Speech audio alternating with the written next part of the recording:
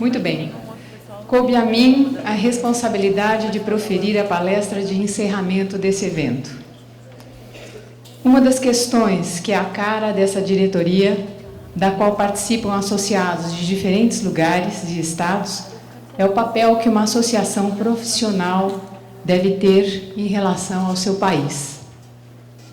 Uma representação dessa natureza tem dimensão política, não partidária. Cabe a uma associação como a ABAP refletir e se manifestar acerca de questões que dizem respeito não apenas à paisagem em si, mas às coisas que a constroem, destroem, fundamental no exercício da cidadania.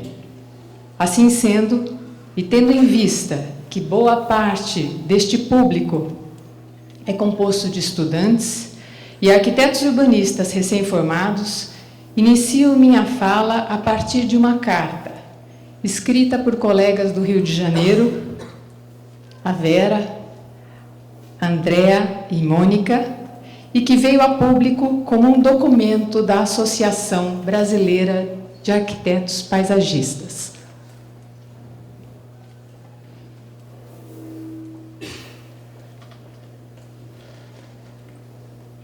A tragédia de Mariana.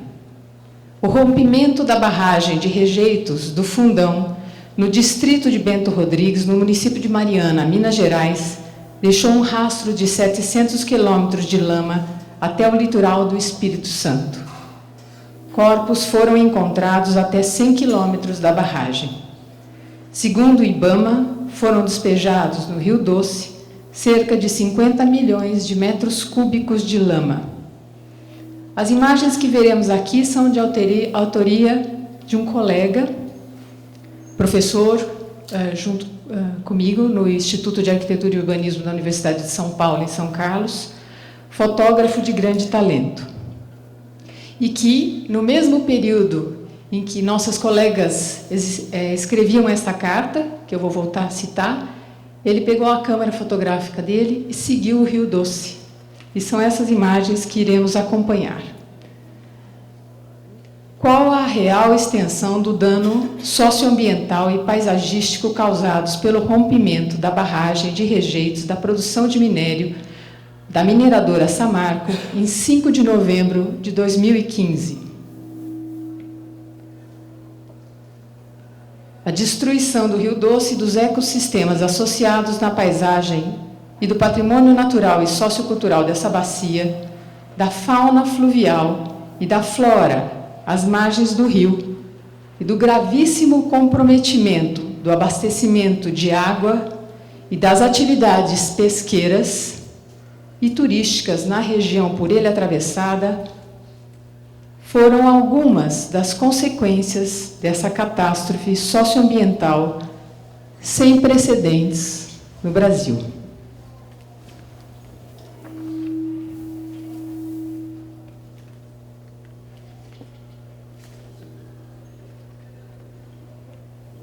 Diante desse quadro desolador, a Associação Brasileira de Arquitetos Paisagistas, ABAP, vem a público reivindicar a divulgação das ações para a contenção e reparação dos danos socioambientais, bem como para a recuperação do patrimônio natural e cultural da região realizadas até o momento, dos resultados do monitoramento, da qualidade da água após a tragédia, da elaboração de um plano de recuperação da paisagem da bacia do Rio Doce.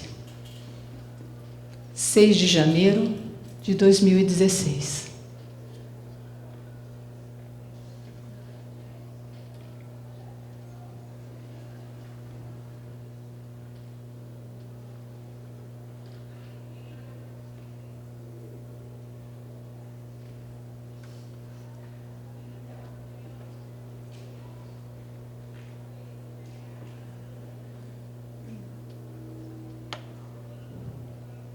O meu intuito em recuperar essa carta e trazê-la no início da minha fala é ressaltar a força que uma instituição pode ter quando é capaz de fazer convergir nossas vozes.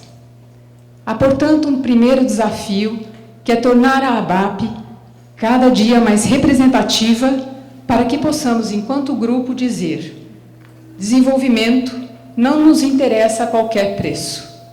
Ao contrário, queremos opinar e revelar que desenvolvimentos nos interessam.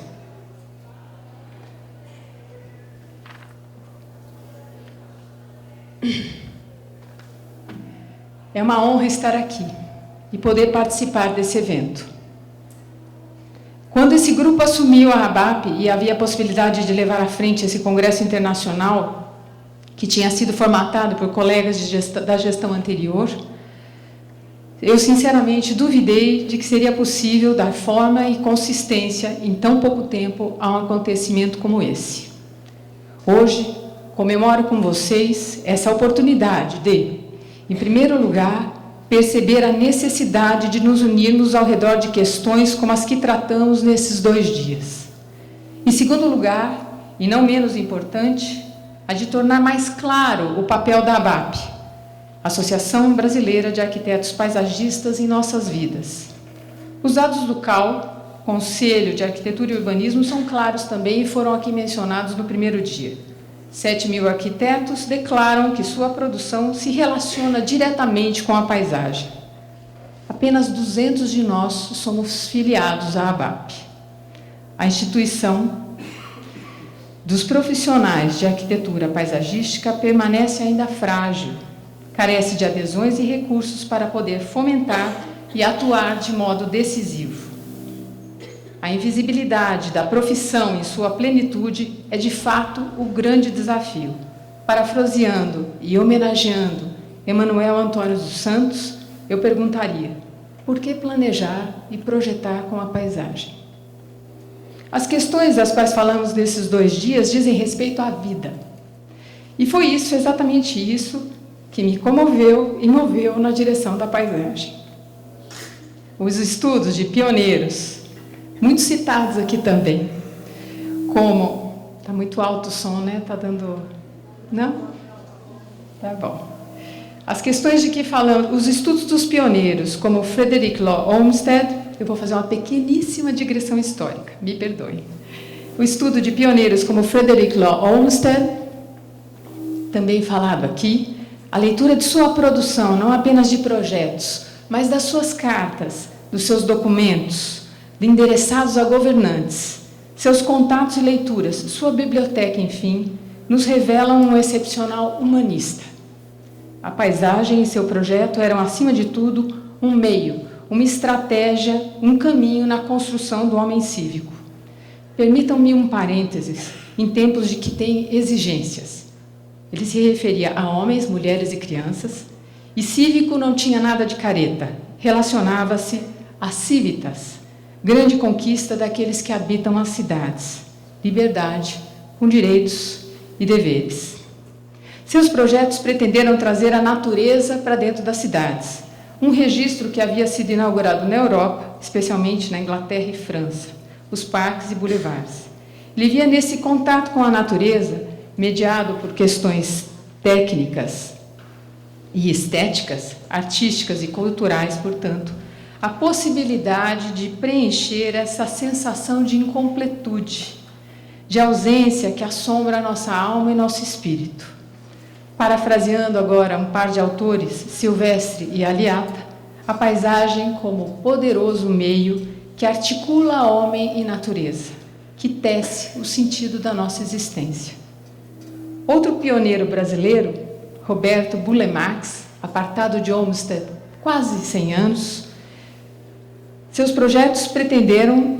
outro pioneiro, Roberto Bulemax, afirmaria em entrevista a Jacques Linhart: não nos esqueçamos de que a paisagem também se define por uma exigência estética, que não é nem luxo nem desperdício, mas uma necessidade absoluta para a vida humana, sem a qual a própria civilização perderia a razão de ser. A partir dessas perspectivas pioneiras, que afirmam uma paisagem necessária, 2 questões contemporâneas se colocam. A primeira delas diz respeito à situação conflituosa com a qual temos construído as nossas cidades. A chamada natureza e seus fluxos se tornaram problemas, enchentes e deslizamentos. O campo disciplinar já desvendou e continua a desvendar, investigando como projetar com a paisagem, compreendendo esses fluxos e transformando os potenciais conflitos em congruência, fazendo do projeto e sua implantação uma oportunidade de reatar os fios daquele lugar, revelar, portanto, uma paisagem. Muitas alternativas têm sido projetadas e construídas pela arquitetura paisagística ao redor do mundo. O desafio do arquiteto, urbanista, paisagista brasileiro é a conquista, a visibilidade para uma prática que traz outra postura de projeto. Vivemos em um território marcado por grandes estruturas, em um país cujo desenvolvimento muitas vezes foi confundido com o edificar de grandes obras. Nesse contexto, a invenção de chaves mais naturalizadas, a construção de soluções que são realizadas sistemicamente e de modos mais sutis, são ainda uma realidade distante. Por isso, a dimensão política de uma associação é tão importante. E mais, quando nos deparamos com a nossa dura realidade, emudecemos. Parece que devemos atentar para algo que nos foi mostrado, por exemplo, na palestra do Brian. Ter como objeto de projeto um piscinão, ao ter como objeto de projeto um piscinão, não podemos reproduzir um programa de um parque que se apresenta imediato nas nossas mentes, quadras, gramados e quiosques. Sob essa perspectiva, feia, cava, concretada, uma outra urbanidade deve ser instalada, reapresentando a figura do parque em um contexto contemporâneo, metropolitano, no caso de São Paulo. Os novos desafios são de conquista, de oportunidades, de confiança, de governantes e dos cidadãos, para que esses últimos exijam dos primeiros uma cidade justa, memorável e acolhedora. Por isso, a dimensão política, como uma associação, é tão importante. Ela dá voz à paisagem. Muito obrigada.